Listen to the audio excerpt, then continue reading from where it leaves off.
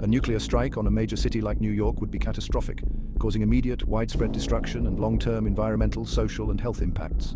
The effects of a nuclear bomb depend on factors like the bomb's yield, measured in kilotons or megatons, the height at which it detonates, and the city's layout. Here's a breakdown of what would happen if New York were hit by different types of nuclear bombs. Immediate effects of a nuclear strike. 1. Blast wave. The initial explosion releases an intense blast wave, leveling buildings within a specific radius from ground zero.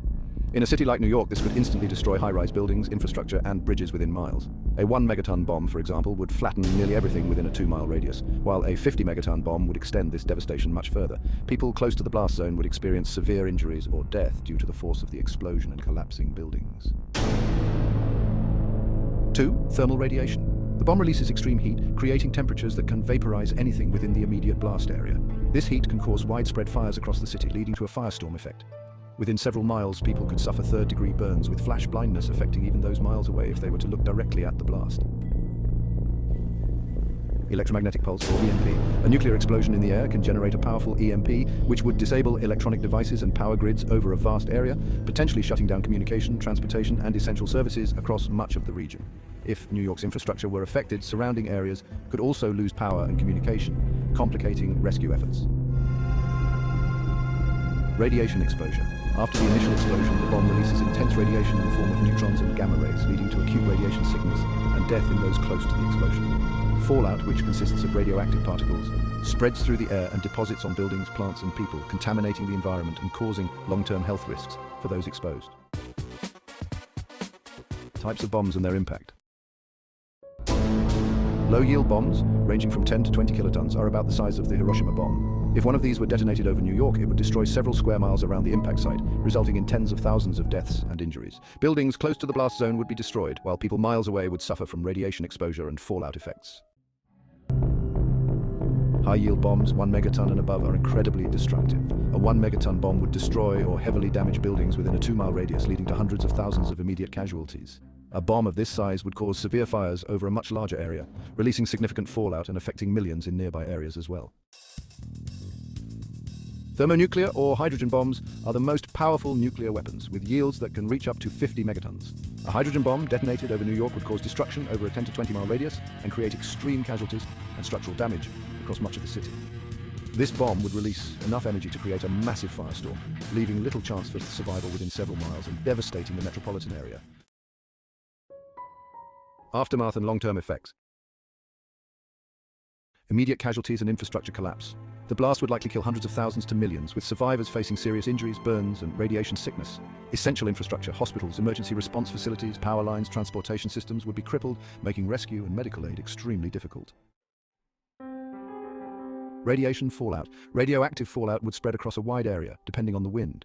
People downwind from the explosion could experience radiation sickness, cancer, genetic damage, and other long-term health issues. This fallout could affect nearby states, contaminating water sources, farmland, and ecosystems. Economic and social disruption. New York is a major economic hub. Its destruction would send shockwaves through national and global economies. Financial, commercial, and media industries would face severe setbacks. The resulting panic, loss of homes, and displacement of survivors would create a massive refugee crisis. Reconstruction could take decades, while the psychological toll would be severe. Environmental consequences. In addition to the destruction of natural landscapes, nuclear strikes can cause nuclear winter effects. Large-scale fires would release soot and dust into the atmosphere, potentially cooling the Earth's climate and disrupting agriculture worldwide. Fallout would poison soil and water, affecting agriculture and wildlife for years or even decades. Health impact over generations. Exposure to radiation can lead to cancers, birth defects, and genetic damage in subsequent generations, creating lasting public health issues. The affected population would need extensive medical care, but healthcare infrastructure would be overwhelmed or destroyed. A nuclear strike on New York would cause unparalleled destruction and long-lasting global repercussions. The physical, social, and environmental impacts would transform the city and alter life across the country, if not the world. The event would lead to a humanitarian crisis, as survivors deal with the immediate aftermath, while the health and environmental effects would persist for generations. Preventing a nuclear strike on a major city like New York requires a combination of diplomatic, technological, and security measures, as well as international cooperation. Here are some key strategies to reduce the risk. 1. Nuclear non-proliferation and disarmament. The Non-Proliferation Treaty, or NPT, encourages all countries to adhere to the NPT, which limits the spread of nuclear weapons. This treaty is a cornerstone of global nuclear security, aiming to prevent new states from developing nuclear weapons and encouraging nuclear powers to gradually disarm. Disarmament efforts support international agreements for nuclear arms reduction, such as the New START Treaty, which limits the number of deployed nuclear warheads for both the United States and Russia. No first-use policies.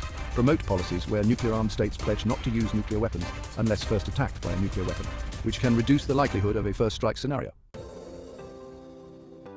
Diplomacy and conflict resolution. Engagement with nuclear states is essential. Strong, consistent diplomacy with nuclear powers like Russia, China, North Korea, and other states is critical to maintaining stability and preventing misunderstandings or escalations. Prevention of nuclear proliferation in conflict zones is also key. Actively work to resolve regional conflicts that could incentivize nations to acquire nuclear weapons for protection, such as those in the Middle East and the Korean Peninsula. And of course, preventing miscommunication is vital. Establish direct communication channels and crisis hotlines between nuclear states to prevent accidental launches or misinterpretations, like the hotline between Washington and Moscow during the Cold War. Securing nuclear materials and technology. Reducing access to fissile material is a priority. Increase security for facilities that store fissile materials, such as uranium and plutonium, to prevent theft and smuggling. International cooperation on security is also crucial. The Global Initiative to Combat Nuclear Terrorism and the Nuclear Security Summit process are examples of international efforts focused on securing nuclear materials and sharing intelligence on potential threats. Monitoring and safeguarding technology is another important aspect. Restrict access to technologies that can produce weapons-grade materials, such as enrichment and reprocessing technology, and enhance the monitoring of nuclear facilities through organizations like the International Atomic Energy Agency, or IEA. Strengthening missile defense systems. Deploying anti-missile systems is a significant step. While missile defense systems like the US ground-based mid-course defense system are not foolproof, they can potentially intercept incoming missiles and reduce the likelihood of a successful nuclear attack. Improving detection and response time is also essential. Investments in satellite surveillance, radar systems, and artificial intelligence can enhance the early detection of potential nuclear threats, allowing more time to respond or intercept a missile. Finally, international missile defense collaboration is important. Collaborating with allies on missile defense technology can create a multi-layered defense that protects against potential nuclear threats from rogue states or terrorists. Countering nuclear terrorism is a multifaceted challenge that requires a comprehensive approach. Strengthening global intelligence sharing networks is crucial to tracking terrorist groups and preventing the development or acquisition of nuclear materials. Implementing advanced detection systems at borders and ports can help intercept smuggled nuclear materials or dirty bombs. Educating the public about emergency responses to nuclear incidents is also essential, as it can minimize casualties if a nuclear device were ever used. Raising public awareness and promoting a culture of peace. Educating on nuclear risks. Increasing public awareness of nuclear risks, disarmament efforts, and emergency preparedness could build support for nuclear risk reduction policies. Promoting peace and international cooperation. Support global initiatives like the UN Sustainable Development Goals, which aim to address root causes of conflict such as poverty, inequality, and environmental stress. Building resilience and preparedness. City and regional emergency plans. Cities like New York can develop nuclear incident response plans, including evacuation routes, shelter guidelines, and coordination with emergency services. Training first responders. Ensuring that first responders are trained to handle radiation exposure and mass casualty events is essential in reducing the death toll and health impact in the unlikely event of a nuclear strike. Nuclear fallout shelters, while expensive building or retrofitting. Some facilities to serve as fallout shelters could protect large numbers of people in urban areas. Public advocacy for nuclear risk reduction, supporting anti-nuclear campaigns.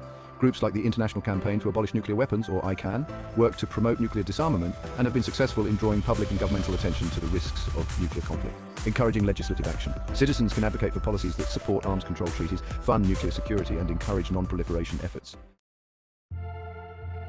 Summary. Preventing a nuclear strike on a city like New York requires a multifaceted approach involving diplomacy, arms control, nuclear security, and emergency preparedness. By working collaboratively across borders, improving detection and response systems, and fostering a global culture of peace, we can reduce the likelihood of a nuclear event and build resilience in case of an emergency.